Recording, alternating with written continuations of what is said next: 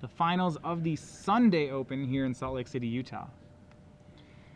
On the left, William Jensen getting to be on the play, part of the reward for having poor tiebreakers, causing him to have to play in the last round while everybody else drew. Not super important in this matchup. I don't suppose there's no chance. You don't want to draw, right? You want that tempo advantage. You can't want to draw. The early Farseek has got to just be too good. Yep. Yeah. You got to play first because you want the other person to have to be reacting to you, because if you can ever get ahead, right, it's so easy to end up not taking 2/3 of the guy's life total and making him have to start making some real tough decisions. But I do know what you're saying. The characterization of this matchup is so grindy that an extra card, that doesn't sound half bad when you first suggest it. Yeah. Plus, there's no chance that this matchup is as play draw dependent as some of the other ones we've seen. Wow. Like for instance, anything involving Burning Tree Emissary. Yeah, I mean, I was gonna say, so we have an all Jund final for this Open, but this morning in our Saturday final, we had the all red green aggro matchup final. I would say in that matchup, going first seemed slightly important in that match. The Hell Rider mirror match. Yeah.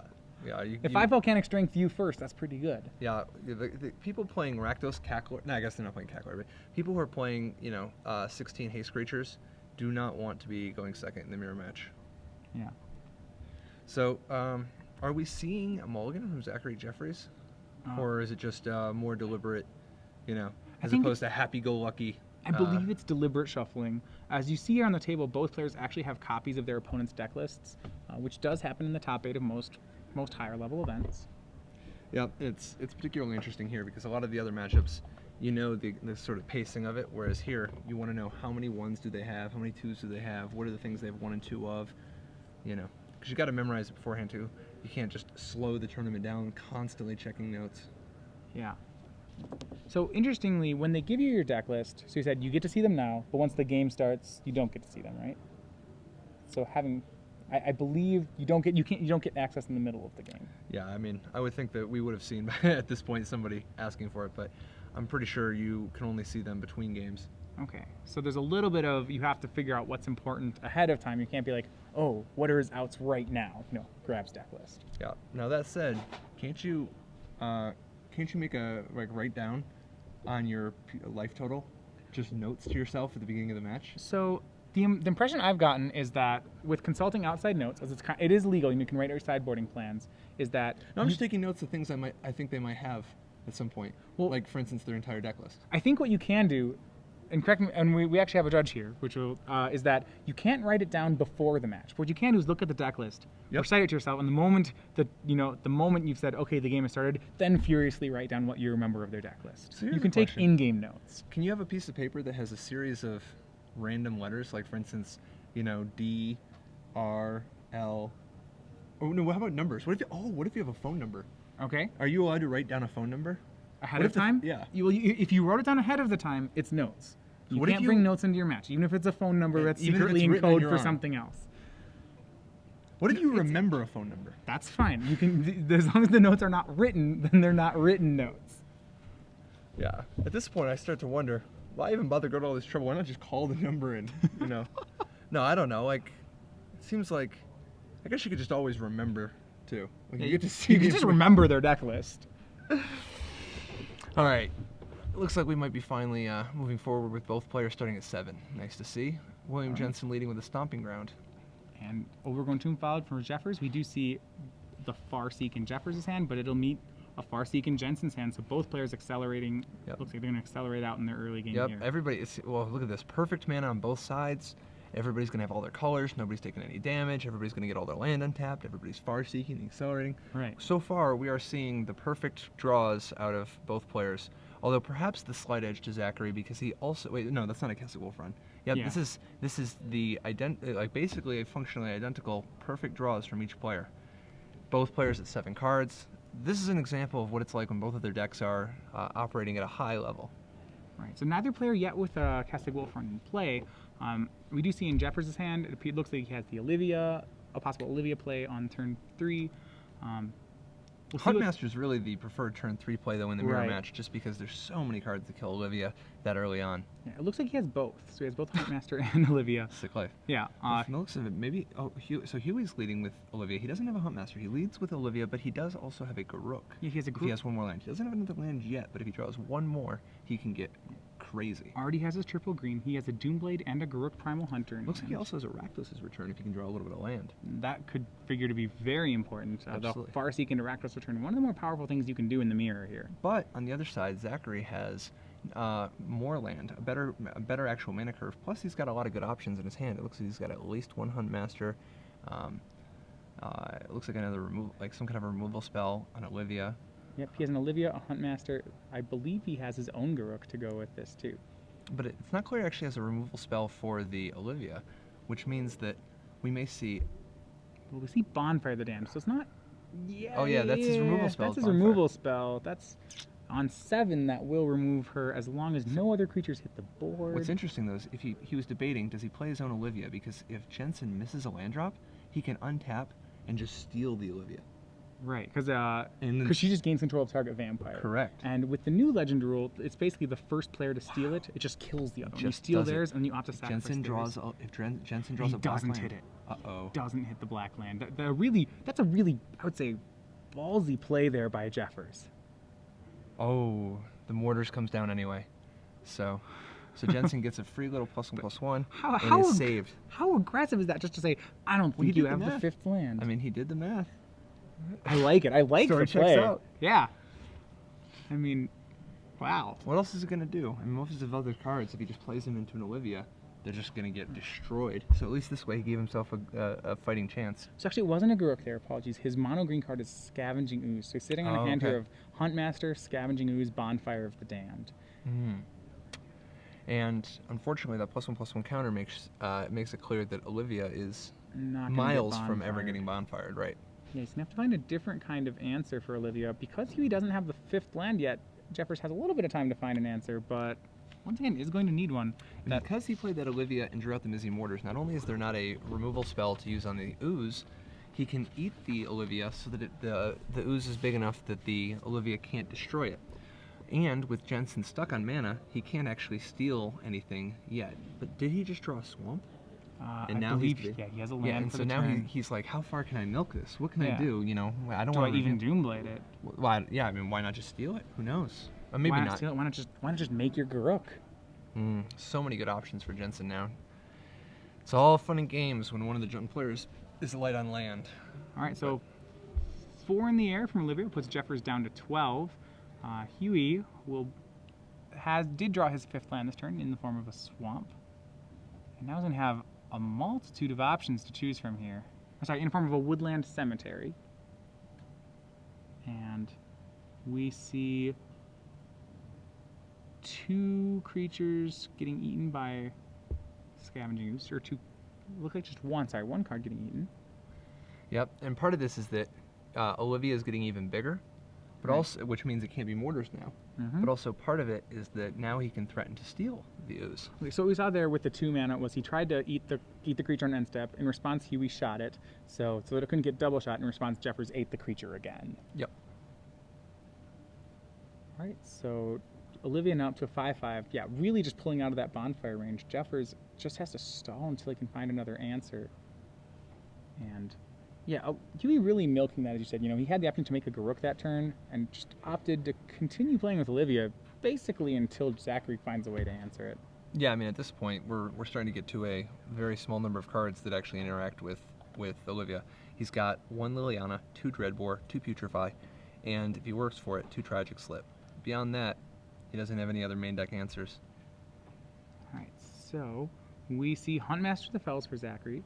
I suppose one of his answers is or ways to stall the Olivia is just to play so many creatures that it'll take Huey a lot of turns to kill and or steal all of them. It will not take long before Olivia kills in 2 hits, though.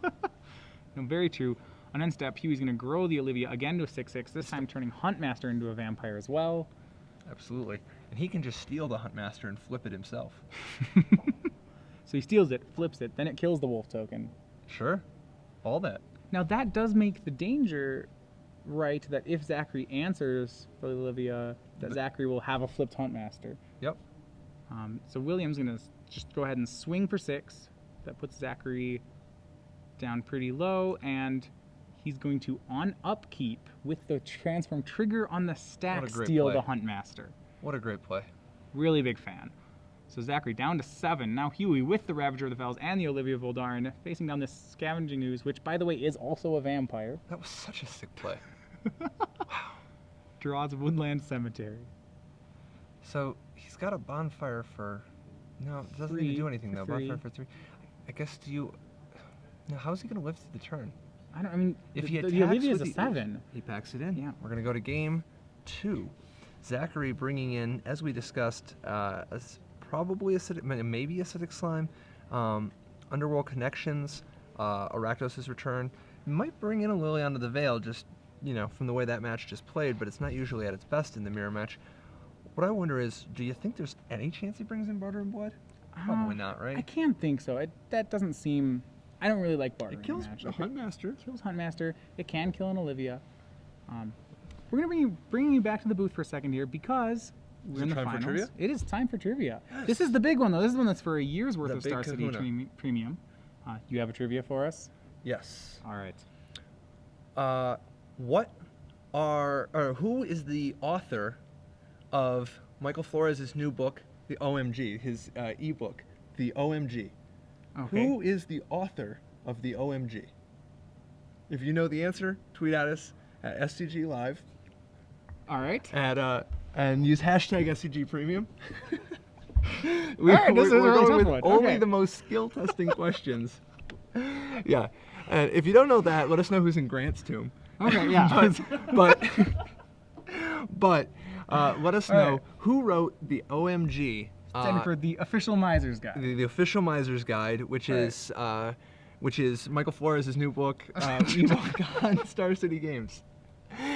It's no, I No, keep going with it. I like I this. don't know, and I'm sure most people on Earth don't know. Right. So I think that it is only fitting that we go with such a difficult question for 1 year of premium. Tweet at us at SCG Live, hashtag SCG Premium, and let us know before the end of this match. But as long as you get your answer in before the end of this match, you'll be in the eligible. randomization lottery system type deal, and who knows, somebody's gonna hit the jackpot if All right. anybody knows the answer. Because if nobody knows the answer, we get the premium, right? Yeah. Yes. Yep. It is. Yep, It is. confirmed. Yeah. Yeah. Or the Or- author of the OMG will get it, whichever, whoever claims it first. Okay, so back into the match, we were talking about Zachary Jeffers' sideboard. You talked about he does have the extra acidic slime. I was thinking, we did see Jensen board that in the mirror match, and it was pretty effective. Not only is it an answer to Cassie Wolf Run, but it's actually this answer to Underworld Connections, which can be really helpful in the mirror as well. So I think we'll see both these acidic slimes come in. We know the one will come in out of Huey's deck. I think both out of Zach Jeffers' deck. Is it too late to ask people to include the hashtag or to Yeah, you include the author's Twitter handle? There's got to be a way. At this point, the questions. No, You I can do mean- it. Google exists. The information is out there. If you figure out the author, make sure to include his Twitter hashtag? handle. His Twitter handle. His Twitter handle, okay. Yeah, his Twitter handle. And make sure you have the hashtag SCG Premium. And you gotta have the hashtag. So there's a lot of SCG things. You Premium. gotta have the author. You barely have time. You barely have room for his name or his ego on there. If You have to do include this in all the- 140 characters. Absolutely, you have only 140 characters to include at SCG Live, Hashtag. at hashtag SCG Premium, and at the author's name, All or right. the author's Twitter handle. So a pair of stomping grounds start out game 2 here. We see on the play Zachary Jeffers makes a turn 2 Forest, but with no play. Huey on the draw does have the turn 2 Farseek and kind of move ahead in resources here. Wow, this Farseek's big too because both players showing a lack of black mana. Right. Huey will now have all his colors set up just fine. Yeah, he needs a little bit more black mana in order to be able to support things like Liliana or Underworld Connections. All right. But there's very few of those even in the deck. Yeah. And for stealing with Olivia, more importantly. Okay, so he needs the double black, but he has the triple green, he has the double red. Yep. Does he need double red? I don't know No. if he needs double red. Okay. No, other than shooting Well, he needs twice. triple red if he's playing the mortars. Yeah, and shooting a few times is always good. Okay. So now we've got Cassie Wolf Run on Zachary's side, which reveals even more so he does not have black mana. He hasn't made any plays here. It does look like he has at least one acidic slime, a Garuk, and a Uh-oh. Garuk in his hand. This is going to be a real big turn for Jensen.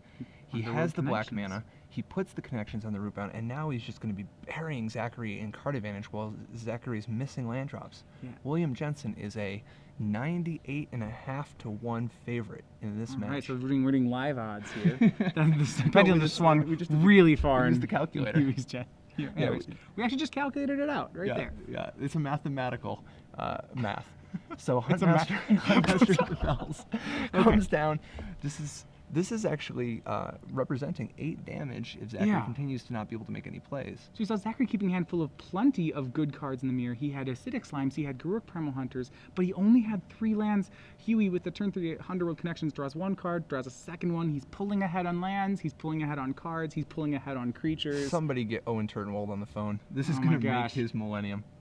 And if you want to answer the trivia question, spoiler, you got a very short amount of time to get your answer in. So now Huey, with the Kessig Wolf Run, swings the Wolf token. Gonna just go ahead and Wolf Run it for 2, knocking Zachary down to he doesn't want to do 16. anything. No, he wants to flip the Huntmaster and draw more cards. This is do everything. This is a savage way. This is a savage way to end the day, to end a very successful weekend. All right, so Huntmaster flips, turns into Ravager of the Fells. 2 damage to Scavenging Ooze, 2 damage to Zachary Jeffers. He's now down to 14. Draws a card, packs it in. That will be, so 5th time's a charm in the top 8. Huey Jensen winning 2 games to 0. Your Star City Games